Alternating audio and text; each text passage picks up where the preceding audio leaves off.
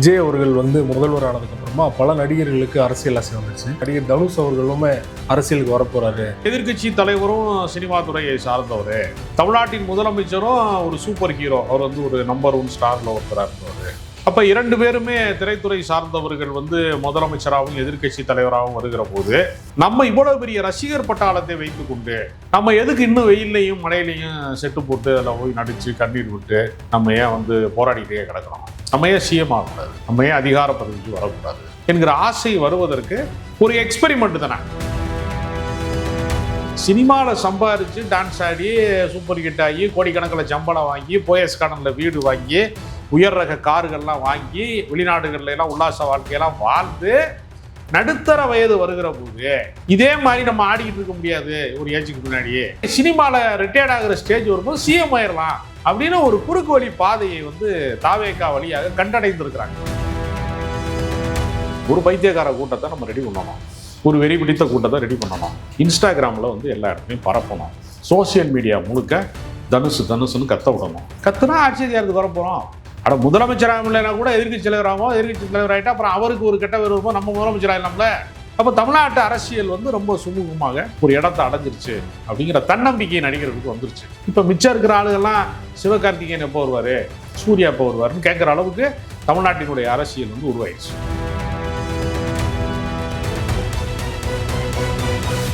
Media circle நேயர்களுக்கு வணக்கம். இன்றைக்கு நம்ம நேர்காணலுக்காக கவிஞர் ராஜகம்பீரன் அவர்கள் நம்மோடு நின்றுக்கானவர்கள் பேசலாம். சார் வணக்கம். வணக்கம். விஜய் அவர்கள் முதல்வர் ஆனதுக்கு அப்புறமா பல நடிகர்களுக்கு அரசியல் ஆசை வந்துருச்சு.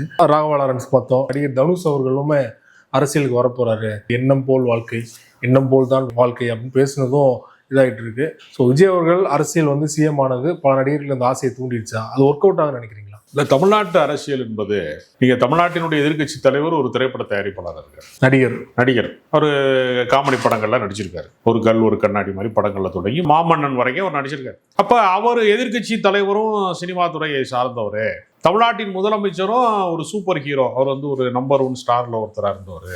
அப்ப 2 பேருமே திரைத்துறை சார்ந்தவர்கள் முதலமைச்சராகவும் எதிர்கட்சி தலைவராகவும் வருகிற போது நம்ம இவ்வளவு பெரிய ரசிகர் பட்டாளத்தை வைத்துக் கொண்டு நம்ம எதுக்கு இன்னும் வெயிலையும் மழையிலையும் செட்டு போட்டு அதில் போய் நடிச்சு கண்ணீர் விட்டு நம்ம ஏன் போராடிட்டே கிடக்கிறோம், நம்ம ஏன் சிஎம் ஆகக்கூடாது, நம்ம ஏன் அதிகார பதவிக்கு வரக்கூடாது என்கிற ஆசை வருவதற்கு ஒரு எக்ஸ்பெரிமெண்ட் தானே. இப்போ நீங்கள் வழக்கமாகவே என்ன செய்வாங்கன்னா, ஒரு பிஸ்னஸில் ரொம்ப லாபகரமாக இருக்குங்க, ரியல் எஸ்டேட்டில் இடம் வாங்கி போட்டீங்கன்னா அது பல மடங்கு விலை ஏறுங்க, நீங்கள் ஏக்கர் கணக்காக இருக்குங்க வாங்கி போட்டுருங்க, ஃபியூச்சரில் கோடியா. இப்போ நீங்கள் சில லட்சங்களுக்கு வாங்கி போடுறது பல 100 கோடியாக மாறிடுதுங்க அப்படின்னு சொன்னால் அந்த பிஸ்னஸில் இன்வெஸ்ட் பண்ணுவாங்க. அரசியல் வியாபாரம் தானே. அப்போ அந்த வியாபாரத்தில் ஏன் நம்ம இன்வெஸ்ட் பண்ணக்கூடாது? எல்லாருமே விசிட்டிங் கார்டை பாக்கெட்டில் வச்சுருக்கான்.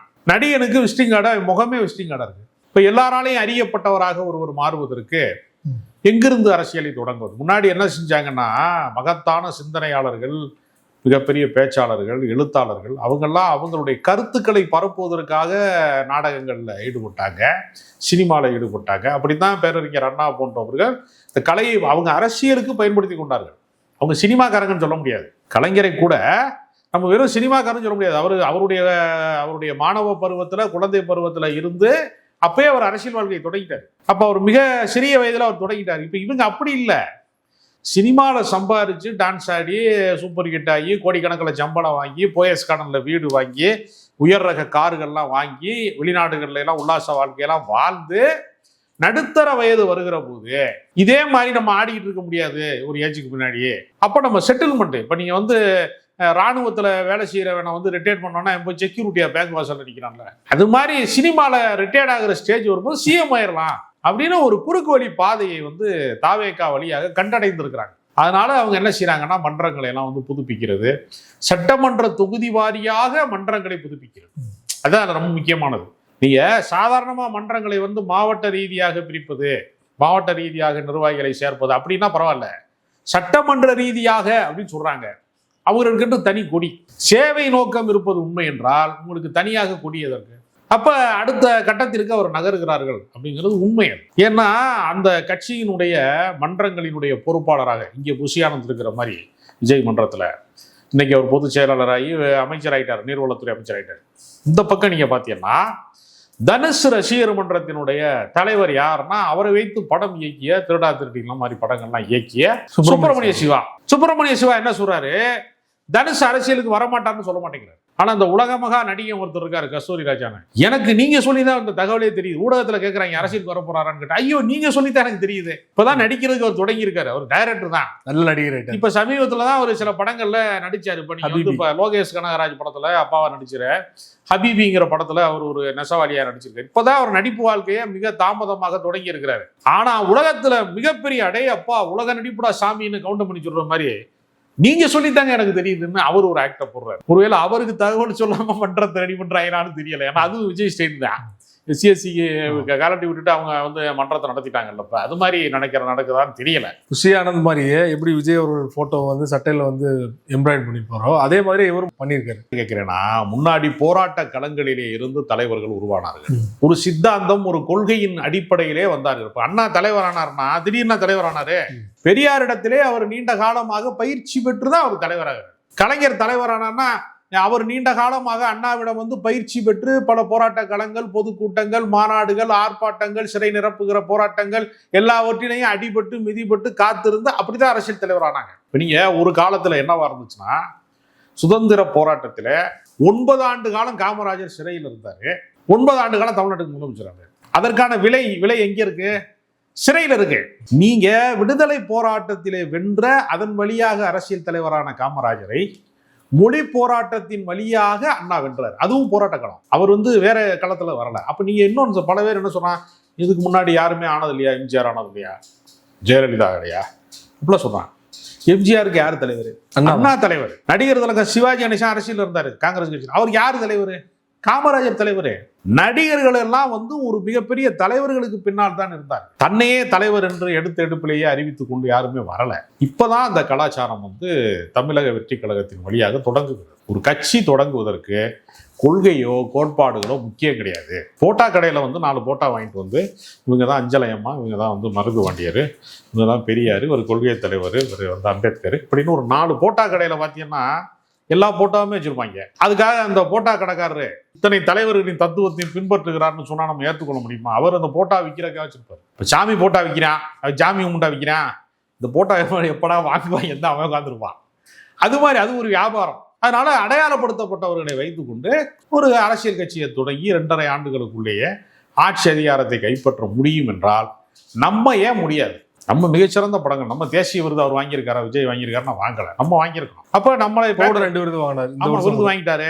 அப்ப பாஜக அரசு வந்து அவருக்கு ரொம்ப இணக்கமாக இருக்கு. ஏன்னா அடிக்கடி வந்து அவர் பக்திமானா இருக்காரு, சைவம் சாப்பிடக்கூடிய ஒரு ஆன்மீக அரசியல் சொல்றாரு. அவன் ஆன்மீக அரசியலுங்கிறாரு, ஓம் நமச்சிவாயாங்கிறாரு, இது மதச்சார்பற்ற நாடு, ஹரஹர மகாதேவ் கூட ஏதோ சொன்னதா. ஆமா ஏதோ சொல்றாரு. அப்ப நீங்க அவரு தனுஷுக்கு ரசிகர்களா கிறிஸ்டின் இருப்பான், முஸ்லீம் இருப்பான், கடவுள் நம்பிக்கையற்றவன் இருப்பான், பல கருத்துடையவன் இருப்பான். ஆனா அவர் வந்து என்ன சொல்றாருன்னா, அவர் ஒரு வழிபாட்டை முன்னிலைப்படுத்துறாரு. ஆன்மீக அரசியல்னா என்னன்னா, இந்த ரஜினிகாந்த்ங்கிற ஒரு பெரிய நடிகன் அரசியலுக்கு வர்றோம்னு சொல்லி அந்த கடைசி நேரத்துல அந்த பஸ்ஸை தவற விட்டார். இந்த லாஸ்ட் பஸ் போயிருச்சு கிராமத்துல எல்லாம், இதுக்கு பின்னாடி வண்டி வராதுங்க, விடிஞ்சா தாங்க வண்டி, கடைசி பஸ் 10 மணி பஸ் போயிருச்சுங்க பையன். நீங்க கிராமத்துக்கு நீங்க ஏதாவது விருந்தினரா போனீங்கன்னா, ஊருக்கு போனீங்கன்னா லாஸ்ட் பஸ்ஸை விட்டுட்டீங்கன்னா தங்கிட்டு காலையில போங்கம்பாங்க. அது மாதிரி இந்த ரஜினிகாந்துக்கு இந்த லாஸ்ட் பஸ்ஸை விட்டுட்டாரு. அவர் என்ன நினைச்சாரு, கருணாநிதி என்கிற மிகப்பெரிய ஆளுமை, ஜெயலலிதா என்கிற மிகப்பெரிய ஆளுமை, 2 பேருக்கு நடுவுல புகுந்து நம்ம அரசியல் பண்ணி வெல்ல முடியாது, நம்ம வேறு மாநிலத்தவன், இந்த மண்ணை சார்ந்தவன் அல்லன்னு அவர் ஒரு தயக்கம் இருந்துச்சார். நம்ம பெரிய அறிவார்ந்த பேச்சாளன் அல்ல, பல பேருடைய பேச்சாற்றலை எல்லாம் கேட்கிறாரு. ஆனா நம்ம நாட்டுல தலை சிறந்த பேச்சாளர்கள்லாம் அது அரசியல்ல வந்து வெற்றி பெறாதவர்கள். வைகோல இருந்து பல பேர் உதாரணம் இருக்காங்க. பேச தெரிஞ்சதுனாலேயே வெற்றி பெற்ற காலம் ஒன்று இருந்துச்சு, பேசுறதுனாலே ஃபெயிலியர் ஆகிற காலம். இப்ப வாயை திறக்காம ஒரு முதலமைச்சர் இருக்காரு பாருங்க, வாயை திறந்துட்டா அவருக்கு என்ன கொள்கை இருக்குன்னு நீங்க கண்டுபிடிச்சிருவீங்க, அவர் யாரை ஃபாலோ பண்ணாரு உங்களுக்கு தெரிஞ்சுக்கிறார். அதனால அவர் திறக்காம இருக்காரு. அப்படியே அமுக்குனியாவே நம்ம இருந்துட்டோம்னா, மௌனச்சாமியார் மாதிரியே இருந்துட்டோம்னா, நம்ம கோட்பாடு என்னன்னு சொல்லாமலே இருந்துட்டோம்னா, நம்ம யாரையுமே பாஜகவை பகைக்க தேவையில்லை, யாரையும் பகைக்க தேவையில்லை, அப்படியே வண்டியை ஓட்டிடலாம் நினைக்கிறாங்கல்ல. அது மாதிரி யோசிக்கிறாங்க. இப்ப பேச்சாற்றலும் தேவையில்லை, போராட்டமும் தேவையில்லை, கட்டமைப்பு தேவையில்லை, ஒண்ணுமே தேவையில்லை. ஒரு பைத்தியக்கார கூட்டத்தை நம்ம ரெடி பண்ணணும், ஒரு வெறி பிடித்த கூட்டத்தை ரெடி பண்ணணும், இன்ஸ்டாகிராமில் வந்து எல்லா இடத்துலையும் பரப்பணும், சோசியல் மீடியா முழுக்க தனுசுன்னு கத்த விடணும். கத்துனா ஆட்சி அதிகாரத்துக்கு வர போகிறோம். அட முதலமைச்சராக இல்லைனா கூட எதிர்கட்சி தலைவராகவும், எதிர்கட்சி தலைவர் ஆகிட்டா அப்புறம் அவருக்கு ஒரு கெட்ட பேர் வரும்போது நம்ம முதலமைச்சர் ஆகலாம்ல. அப்போ தமிழ்நாட்டு அரசியல் வந்து ரொம்ப சுமூகமாக ஒரு இடத்தை அடைஞ்சிருச்சு அப்படிங்கிற தன்னம்பிக்கை நடிகர்களுக்கு வந்துருச்சு. இப்போ மிச்சம் இருக்கிற ஆளுகள்லாம் சிவகார்த்திகேயன் எப்போ வருவாரு, சூர்யா எப்போ வருவாருன்னு கேட்குற அளவுக்கு தமிழ்நாட்டினுடைய அரசியல் வந்து உருவாயிடுச்சு. இன்னொரு பக்கம் பார்த்தீங்கன்னா தனுஷ் அவர்கள் கூட இருக்கிறவங்களே வந்து அவர் சிஎம் தான் கூப்பிடுறாங்களா இல்லை இவரே கூப்பிட சொல்றாரா அப்படிங்கிறது தெரியல. அதுவும் இல்லாமல் நெருக்கமாக இருக்க ஒரு 2-3 பேரை பார்த்தீங்கன்னா அமைச்சர் பேர் சொல்லி தான் கூப்பிடுறாங்க. நீங்கள் வந்து இந்த துறை அமைச்சர் வாங்க, ஹோம் மினிஸ்டர்ன்றாராம். இன்னொருத்தர் பார்த்தீங்கன்னா பள்ளி கல்வித்துறை அமைச்சர் வாங்க அப்படின்றாங்களாம். ஸோ இப்படி தான் நடக்குது அவங்க கூட இருக்கிறவங்கள. இதை எப்படி எடுத்துக்கிறது? ரொம்ப ஒரு நம்பிக்கையோட இருக்காரா? அதாவதுங்க, கில்லி சரத்குமார்னு ஒருத்தர் இருக்காரு, அவர் அமைச்சர் ஆகிறாரு. விஜய் பாலாஜி, பல பேர் ஒவ்வொருத்தருமே விஜய் பேர்லயே இருக்கிறாங்க. விஜய் பாலாஜின்னு ஒருத்தர் அமைச்சர், விஜய் தமிழன் அமைச்சர், விஜய் தமிழன், இப்படி எப்படி விஜய் பார்த்திபன், பல பேர் அமைச்சர்கள் ஆயிட்டாங்க. அப்ப ரசிகர் மன்றத்துல இருக்கிறவன பொதுமக்கள் வந்து ஒரு பொருட்டா மதிக்கவே மாட்டாங்க. நீ வந்து பாத்தீங்கன்னா நற்பணி மன்றம், ரசிகர் மன்றத்துல இருக்கவன கட்சிக்காரனை கூட கன்சிடர் பண்ணுவாங்க. ரசிகர் மன்றத்துல இருக்கிறவன ஒரு பொறுப்பான ஆளா பார்க்க மாட்டாங்க. அப்ப நீங்க அந்த மாதிரி ஆட்கள் எல்லாம் அமைச்சர்கள் ஆனதற்கு பின்பு தனுஷ் வந்து ஒப்பீட்டளவுல ரொம்ப நல்ல படங்களா நடிச்சிருக்காரு. அரசியல் படம் வேற நடிச்சிருக்காரு. அசுரன் மாதிரி அரசியல் படம், தலித் வன்முறைக்கு எதிரான படம், அதெல்லாம் நடிச்சிருக்காரு. அப்ப அவர் முற்போக்கான கருத்துக்கள் கொண்டிருக்கிற படங்கள்ல எல்லாம் அவர் நடிச்சிருக்காரு. அப்ப பொலிட்டிக்கலா ஏன் நம்ம மூவ் பண்ண முடியாது? அப்ப நம்ம முதலமைச்சர் ஆகும்போது நமக்கு அமைச்சர்கள் வேணும்ல. அப்ப அதையெல்லாம் அப்ப போய் நம்ம தேடுறதுக்கு டைம் இருக்காது. இப்பயே நம்ம ரெடி பண்ணிட்டோம்னா, யார் யார் என்னென்ன பொறுப்புங்கிற அமைச்சர்கள்லாம் ரெடி பண்ணிட்டோம்னா, ஏன்னா இப்ப எல்லாம் இயல்பாகவே மக்கள் வாக்களித்து தான் வெற்றி பெறுகிறார்களா, இல்ல இவிஎம்ல செட்டிங் பண்ணி தான் வாக்களிக்கப்படுகிறதா என்று நமக்கு தெரியல. முன்னாடி வந்து வாக்காளர்கள் தான் தேர்வு செஞ்சான் எந்த அரசாங்கம் வரணும்னு. இப்ப யாரு வாக்காளராக இருக்கணும்னு இவங்க தேர்வு செய்யறாங்க. பிரகாஷ்ராஜுக்கு ஓட்டே கிடையாதுங்கிறாங்க. திரைப்பட நடிகர் பிரகாஷ்ராஜுக்கு எஸ்ஐஆர்ல நீக்கிட்டாங்க பேரை. இப்ப நாடறிந்த பிரகாஷ்ராஜுக்கே ஓட்டு இல்லைன்னா, நான் வந்து தினசரி காலையில ஒரு டீ கடைக்கு போறேன். அங்க இருக்க டீ மாஸ்டர் வந்து எப்ப பார்த்தாலும் விஜய்க்கு ஆதரவு பேசிட்டே இருந்தாரு. இந்த தினத்தந்திலாம் படிச்சுக்கிட்டு வடையெல்லாம் சாப்பிட்டுக்கிட்டு இருக்கும்போது நான் அவர்கிட்ட கேட்டேன், இந்த தேர்தலில் டிவிக்கு ஓட்டு போட்டிலான்னு கேட்டேன். அவர் சொன்னார், நான் ஓட்டு போடலைன்னாரு. எனக்கு அதிர்ச்சி ஆயிடுச்சு. என்னடா டெய்லி விஜய்க்காக சண்டை போடுறான், டீ போடுறது வடை போடுறதெல்லாம் விட்டுட்டு சண்டை போடுறானே டீ மாஸ்டர்னு சொல்லிட்டு நான் கேட்டேன், என்னையா ஓட்டு போடலையா விஜய்க்கு அப்படின்னு கேட்டேன். என் ஓட்டை எடுத்துட்டாங்க, என் குடும்பத்துல 5 ஓட்டை எடுத்துட்டாங்கன்னாரு. அப்ப இந்த எஸ்ஐஆர்ல அப்ப அரசு தீர்மானிக்குது யார் ஓட்டு போடணும் ஓட்டு போடக்கூடாதுன்னு தீர்மானிக்குது.